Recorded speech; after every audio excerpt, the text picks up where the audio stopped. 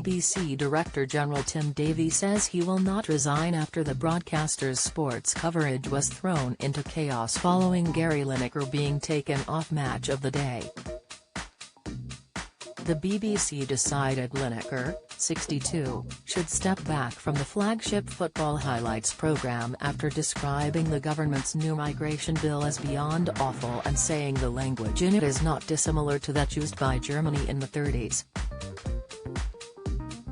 Lineker has since said the BBC told him to step back, and his fellow pundits launched a boycott, leading the BBC to pull several sports programmes, with Match of the Day reduced to just 20 minutes. Davie has now given an interview to his own company, in which he claimed the BBC is trying to resolve the issue. He said he would not resign from his role and promised to find an amicable solution with best in the business Lineker.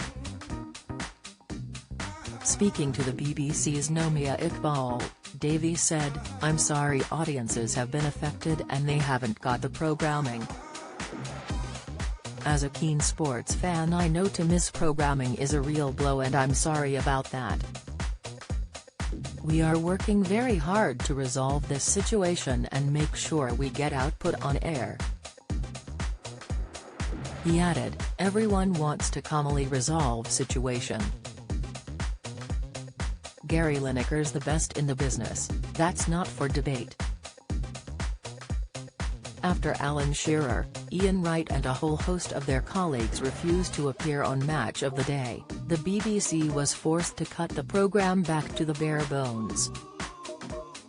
Sports presenters including Alex Scott, Kelly Summers and Jason Mohammed said on Saturday that they were pulling out of their shows, which resulted in Football Focus and Final Score being scrapped from the BBC One schedule, while 5 Live's radio coverage was also altered.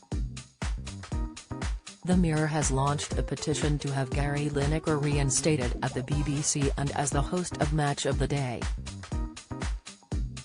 Sign it here. In a statement, a BBC spokesperson said, "The BBC will only be able to bring limited sports programming this weekend and our schedules will be updated to reflect that. We are sorry for these changes which we recognise will be disappointing for BBC sport fans.